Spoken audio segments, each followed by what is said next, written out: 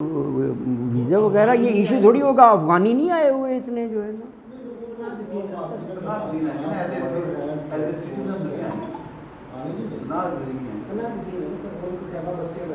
جیسے وہ سیرین جو ہے دنیا میں پھیل گئے ہیں، وہ جان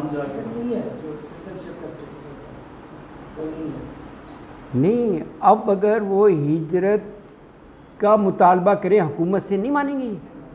اچھا بنگلہ دیش کے جو ہمارے تھے پاکستان میں بہاری جتنے بھی غرب پرست گئے ہوئے تھے وہیں پڑے ہوئے بہاری پڑے ہوئے سر، وہ خود نہیں ایکسیپٹ کر رہے. بہاری کا وہ جو بنگلہ دیش میں وہ مانتے ہی نہیں ہے کسی بنگلہ دیش لاکھوں کے حساب سے، اور ان کی حالت ہے ڈیڈی حالت ہے سر ان کی. میں پرانی بات کر رہا ہوں، اب شاید سچویشن کچھ بہتر ہوگی تو ہوگی، ورنہ وہ تو کہتے سے بھی ابھی روہنگیا آئے ہیں، بنگلہ دیش نے ان کو ایکسیپٹ نہیں کیا.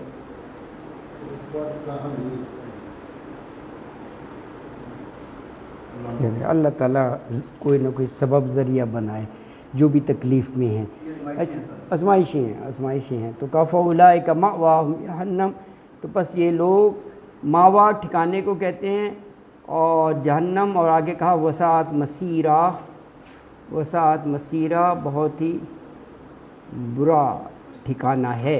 تو اس آیت میں کیا بات سامنے آئی؟ کہا کہ جب فرشتے ان کی جان قبض کریں گے نا، توفاہم الملائکہ، تو ان سے پوچھیں گے تم کس حال میں تھے؟ تو وہ کہیں گے ہم اپنے ملک میں بے بس تھے. تو فرشتے کہیں گے کیا اللہ کی زمین وسیع نہیں تھی کہ تم دوسری جگہ ہجرت کر جاتے؟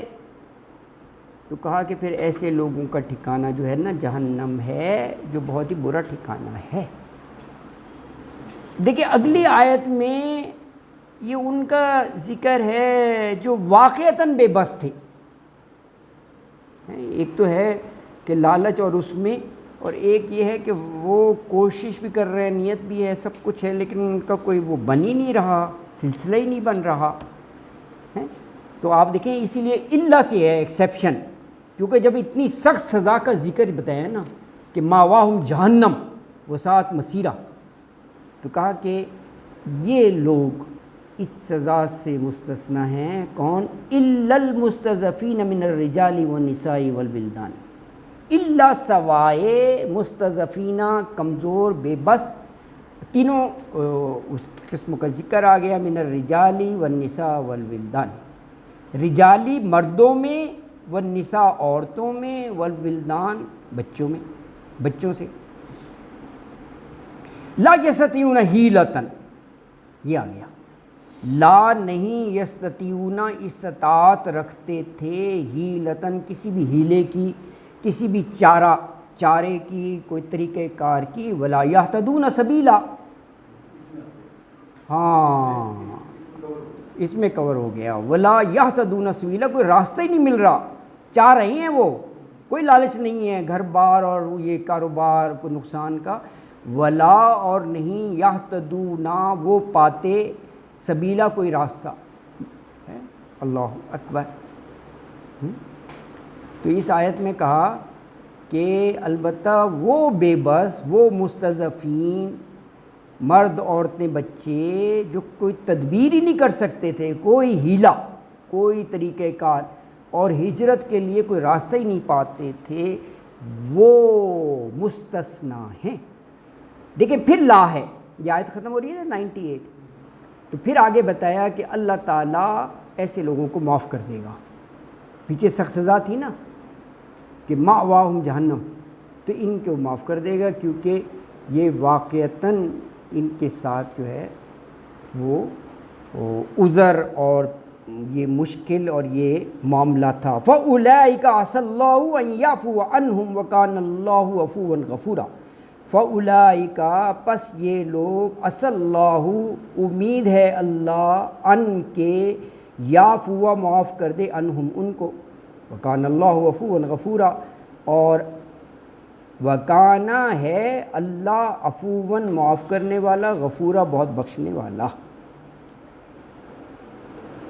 تو فرمایا کہ یہ لوگ ہیں جن کی بات ہوئی ہے کہ لا یستطیعون حیلا اور ولا یہتدون سبیلا، ان کے بارے میں کہا کہ اللہ تعالیٰ انہیں معاف کر دے گا، اور اللہ کی ذات ہے ہی عفو غفورہ۔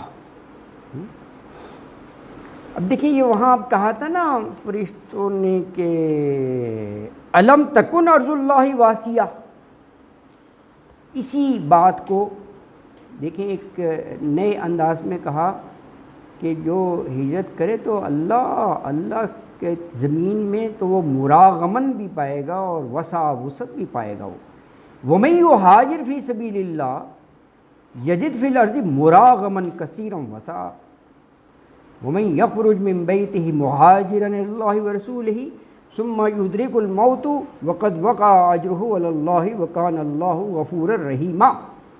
ومن اور جو کوئی یہاجر ہجرت کرے فی سبیل اللہ، اللہ کے راستے میں، یجد وہ پائے گا فی الارض زمین میں مراغمن، مراغمن کہتے ہیں پناہ کی جگہ، پناہ لینے کی جگہ، پناہ کی جگہ پائے گا، وہ پناہ مل جائے گی اس کو اللہ کی زمین میں، کثیرم بہت زیادہ، اور وسع اور کشادگی اور وسعت بھی ہے۔ اللہ اکبر۔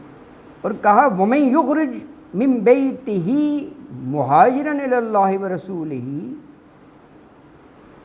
ومن اور جو کوئی یخرج نکلے، خرجہ یخرجو، کہاں سے نکلے؟ من بیتہ، اپنے گھر سے، کس نیت سے نکلے؟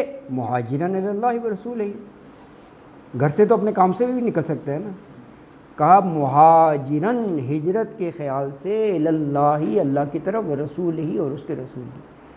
اچھا تو گھر سے تو نکلا ہجرت کی نیت سے، لیکن موت آ گئی، کیسی گھر سے نکلا؟ ثم یدرک الموت،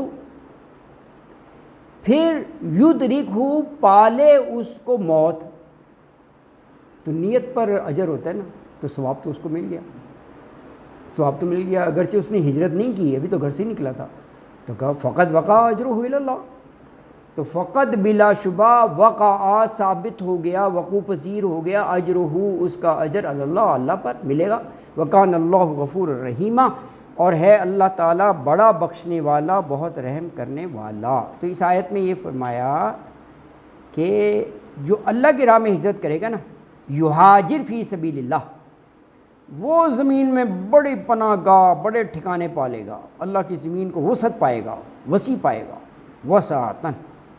اور پھر فرمایا کہ جو اپنے گھر سے اللہ اور اس کے رسول کی طرف ہجرت کی نیت سے نکلے، مہاجرًا الی اللہ ورسولہ، اور پھر اسے موت آ جائے گھر سے نکلتی، تو اس کا اجر جو ہے، یعنی ہجرت کا اجر، وہ اللہ کے ہاں مقرر ہو چکا، ضرور ملے گا، اجرہ علی اللہ، وہ اللہ کے ذمے ملے گا، وکان اللہ غفور الرحیمہ، اور اللہ بخشنے والا اور بڑا مہربان ہے، رحم کرنے والا۔